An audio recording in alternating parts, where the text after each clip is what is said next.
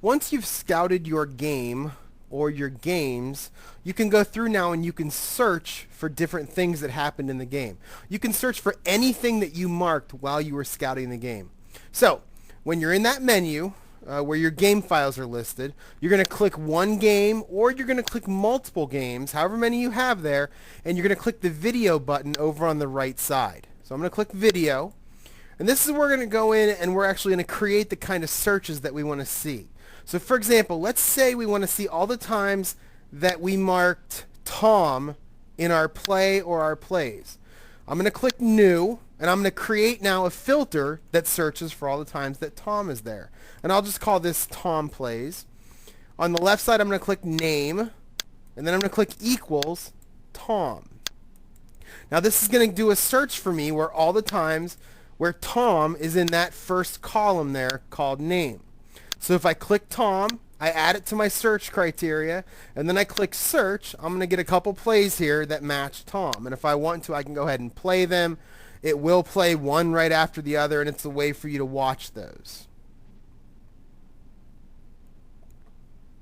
And what's nice about it is when the play is done, you don't have to fast forward to the next play. It automatically jumps to the next play where you marked it for Tom. Okay? Now, if we want to get a little bit more, specific in our search, let's say we want to see all the times where it's Tom, but we only want to see all the times where sport is equal to game in this case. So there's 3 Toms there, but one of them doesn't have a game. We only want the ones where it's Tom and game. So I'll create another search, and I'll just call it Tom and game, and we'll go show me all the times that name is equal to Tom, where sport is equal to, and I can go ahead and type game in there if I want to, game, and I'll hit done. And now if I want, I can get rid of that one, and now I can add that and hit search, and now there's only 2 results. It only gave us those 2 plays that matched. Okay, so you can get pretty specific in the kind of searches you look for. Once you get to this screen, you got a bunch of different options. Number one, like I said, you can go ahead and play it if you just want to watch it. But let's say you want to create a separate movie file on your computer screen of just those 2 plays. I'm going to go ahead and hit create movie. When the create movie screen pops up, first thing I'm going to do is set my output file. And we'll just go ahead and save it right on the desktop. We'll call it Tom Game, and I'll hit save.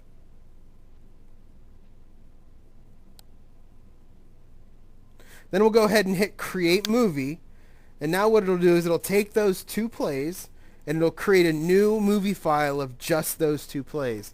So if you have a DVD burner in your computer, if you have a flash drive, a CD burner, whatever, maybe even if it's small enough video, you can put it up online somewhere if you want to email it to somebody. A lot of things you can do with that movie file once it's done being created. So we'll go ahead and let it create.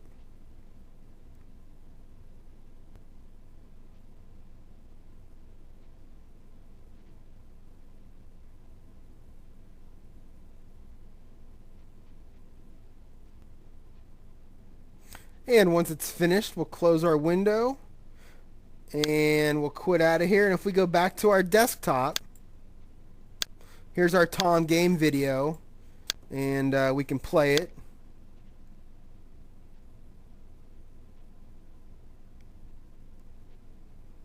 And you can see now that it's just these 2 plays. So after this play ends, it will go on to the next one. So you've made a video now of just those 2 particular plays. Okay, alright, so let's go back into that video window and look at it here. If we select that same edit, go into our search window, we've also got 2 choices down for exporting to the film room and exporting to design. Okay, those allow you to take these 2 plays and move them into a couple different locations to use those video clips somewhere else. I'm going to go ahead and click export to film room, and when I do that it just asks me for a description. So again, I'll just call it Tom Game. Go ahead and hit save, and now we'll go look at the film room.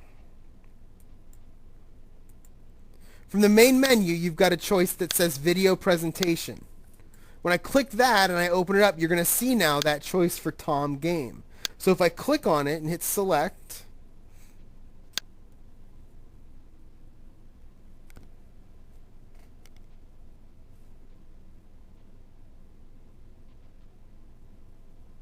it's going to open up inside the film room where I can actually click. Now this is if I want to present to somebody.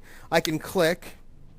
I can pause it. Now maybe this is hooked up to a projector, to a whiteboard, an interactive whiteboard. So everything I do on my screen now, they'll be able to see on the projector screen.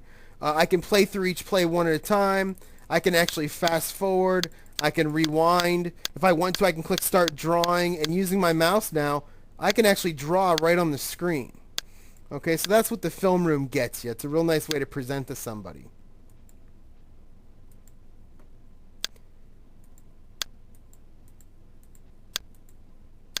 We'll go ahead and do the same search here. And I can also do an export to design. So I'll click that. I'm going to export right into the portfolio. Give it that same name, Tom Game, and hit save. And now, when we click the QS Design tab from the main menu, you can see that Tom Game is now an option in there with those two videos as choices. And in the next series of videos, I'll show you how to use the QS Design to create portfolios, to create really nice presentations, things like that.